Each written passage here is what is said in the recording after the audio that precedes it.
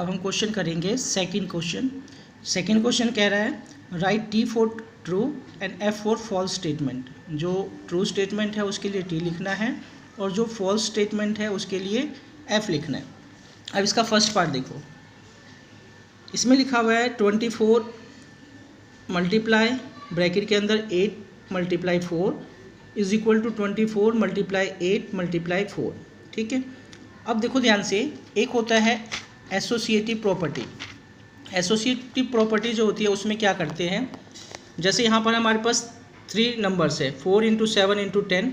इसमें हम क्या करते हैं, पहले फर्स्ट 2 डिजिट को क्या करते हैं, मल्टीप्लाई करते हैं और फिर उसका जो आंसर आता है उसको हम 10 से मल्टीप्लाई करते हैं। तो हमारा आंसर क्या आ जाता है, जो भी आता है, एक तो ये आ गया। ठीक, नेक्स्ट हम क्या करते हैं, 4 इंटू 7 इंटू 10 है तो हम 4 को सेपरेट रख देते हैं और 7 और 10 को पहले मल्टीप्लाई करते हैं और उसका जो आंसर आता है उससे हम उसको 4 को मल्टीप्लाई करते हैं।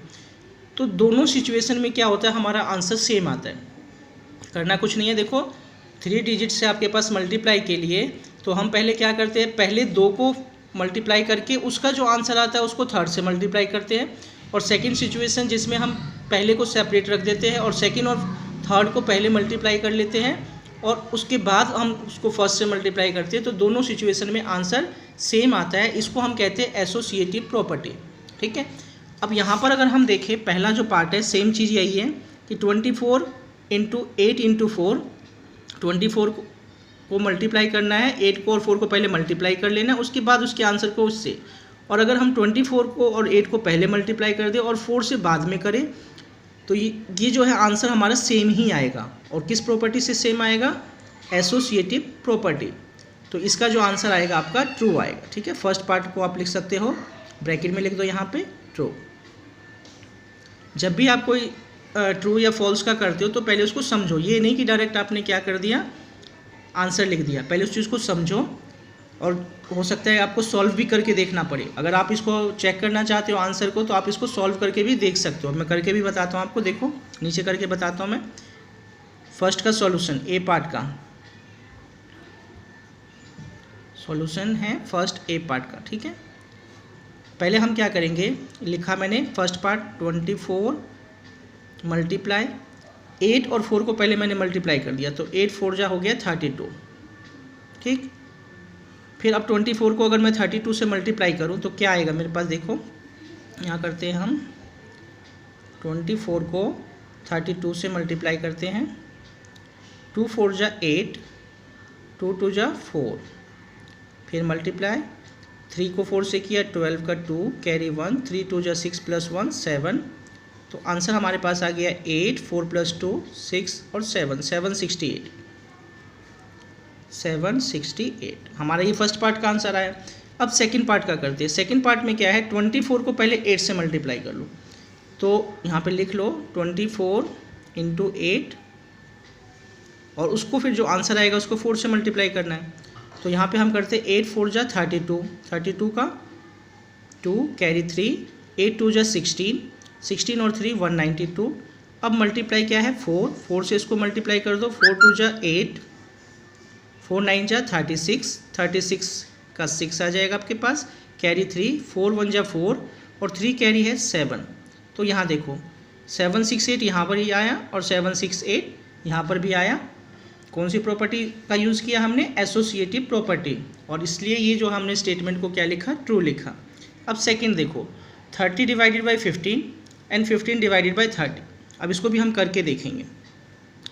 30 को डिवाइड करना है पहले कितने से, 15 से। तो जैसे आप नॉर्मली डिवाइड करते हो तो 15 से आप डिवाइड करो 30 को, 15 से डिवाइड करोगे 30 को, 15 2 जा 30, डिवाइड करने पूरा डिवाइड हो गया, आंसर आपके पास 2 आ गया। नेक्स्ट है आपके पास 15 डिवाइडेड बाई 30। अब देखो ध्यान से, 15 को हमें डिवाइड करना है 30 से। अब क्या हो गया, जिसको डिवाइड करना है वो जो नंबर है वो क्या हो गया, स्मॉलर हो गया, और जिससे डिवाइड करना है वो लार्जर है। तो इस तरीके से डिवाइड करने के लिए डिवाइड तो हो जाएगा, डिवाइड होगा डेसिमल लेके। डेसिमल लेके हम क्या करेंगे, पहले यहाँ 0 लेंगे और फिर 30 से इसको डिवाइड करेंगे तो 35 जा पे जाएगा, 35 जा 150। तो आंसर जो है हमारा सेम नहीं आया, यहाँ पर 0.5 आया और यहाँ पर आंसर कितना आया, 2 आया। तो हम कह सकते हैं कि ये जो स्टेटमेंट है हमारा वो ट्रू नहीं है, क्योंकि दोनों का आंसर सेम नहीं आ रहा, तो ये आपके पास हो गया फॉल्स। ठीक, अब हमारे पास है थर्ड पार्ट, 20 डिवाइडेड बाई 4 + 5। ये कह रहा है कि 20 को डिवाइड करना है 4 + 5 यानी 9 से। तो 20 को हम डिवाइड करते हैं 9 से। 20 को हमने डिवाइड किया 9 से, तो 9 2 × 18, 2 बच गया हमारे पास। डेसिमल लेके आगे कर सकते हैं अगर करना है तो 20, तो 9 2 × 18, फिर से 2। ये डिवाइड पूरा नहीं हो रहा, यहीं पे हम इसको स्टॉप कर देंगे, 2.2 समथिंग आएगा। ये पूरा एग्जैक्ट डिवाइड नहीं हुआ है, तो डॉट डॉट लगा देते हैं। आगे देखो 20 डिवाइडेड बाई 4। अब इसमें हमें क्या करना है, जो सेकंड पार्ट है इसका, 20 को पहले 4 से डिवाइड करना है। तो 20 को जब हम 4 से डिवाइड करेंगे, करके देखते हैं, 20 को 4 से डिवाइड किया, 4 5 × 20, आंसर आ गया 5। फिर हमारे पास है प्लस 20 डिवाइडेड बाई 5। 20 को अगर हम 5 से डिवाइड करें, 20 को 5 से डिवाइड करेंगे तो 20 5 4 × 20, पूरा डिवाइड हो गया, 4 आ गया। पहले हमारे पास 5 आया और फिर 4 आया, और बीच में प्लस का साइन है तो हम प्लस करेंगे, तो प्लस करने पर हमारे पास आ जाएगा 9। 5 + 4 9, लेकिन यहाँ पर डिवाइड करने पे 2.2 आ रहा है, यानी इसका आंसर जो है आपके पास 2.2 आ रहा है। लेकिन इसको जब डिवाइड किया हमने पहले, तो हमारे पास आ गया 5, और इसको डिवाइड किया तो हमारे पास आया 4। 5 + 4 कितना हो जाएगा 9, सेम आंसर नहीं आ रहा है, तो हम कह सकते हैं ये स्टेटमेंट भी क्या है हमारा फॉल्स है। नेक्स्ट देखो 30 + 6, पहले 30 में 6 प्लस करेंगे, उसको 5 से मल्टीप्लाई, और यहाँ पर क्या है 30 × 5 + 6 × 5। ये स्टेटमेंट हमारा ट्रू है। ये स्टेटमेंट जो है हमारा, इसको कहते हैं डिस्ट्रीब्यूटिव प्रॉपर्टी, यानी 30 को यहाँ पर 30 + 6 ये ब्रैकेट में है और मल्टीप्लाई 5 है, तो ये जो ब्रैकेट के बाहर कोई भी नंबर होता है उससे हम क्या कहते हैं, ब्रैकेट के अंदर जितने भी नंबर्स होते हैं उन सबसे मल्टीप्लाई कर सकते हैं। इस 5 से हम 30 को पहले मल्टीप्लाई करेंगे, तो 30 × 5, फिर 5 से 6 को मल्टीप्लाई करेंगे तो 6 × 5, यानी इस स्टेटमेंट को हम ऐसे लिख सकते हैं। तो ये हमारा क्या है, इसका जो आंसर है और इसका आंसर एग्जैक्ट सेम ही आएगा, तो ये हमारा ट्रू, ये स्टेटमेंट ट्रू। लास्ट है हमारे पास सेकंड क्वेश्चन का, 24 डिवाइडेड बाय, ब्रैकेट के अंदर है 12 डिवाइडेड बाय 3 और 24 डिवाइडेड बाय 12। पहले हमें क्या करना है, 24 को डिवाइड करना है किससे, पहले इसको ब्रैकेट को सॉल्व करना होता है। तो 12 को अगर हम 3 से डिवाइड कर दें तो हमारे पास आ जाएगा 3 4 × 12 4, और 4 से हम डिवाइड करें 24 को, तो 4 6 × 24। पहले ब्रैकेट को सॉल्व करना है, 12 को 3 से डिवाइड करेंगे 4 आएगा, और 4 से फिर हम 24 को डिवाइड करेंगे तो हमारे पास आ जाएगा 4 6 × 24, 6 आंसर आएगा।